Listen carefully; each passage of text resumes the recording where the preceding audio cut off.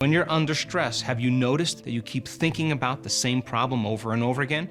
Now, if stress is created by the feeling that you're losing control in your life, that you can't predict an outcome, or you have the perception that something or someone is causing situations in your life to get worse, then if you're living by the hormones of stress on a daily basis, then what we try to do is we try to control everything in our life when we're feeling loss of control.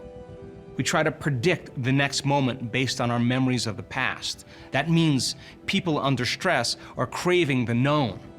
They're trying to get back to the familiar or the known because in survival, the unknown is a scary place. So then as they begin to shift their attention from one person to one problem to another person to another problem to another thing to another place, each one of those elements has a neurological network in the brain.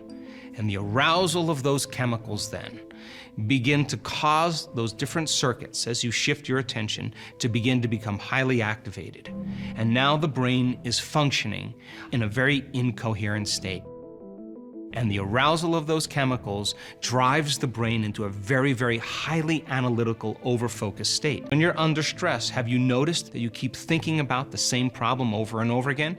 Because the very hormones of stress cause you to narrow your focus on the cause, because that's what you do when you're living in survival. And in fact, out of the infinite possibilities that exist in your reality, when people are addicted or living in that stressful state, they'll always select the worst case scenario in their mind and prepare for the worst. Well, why is that?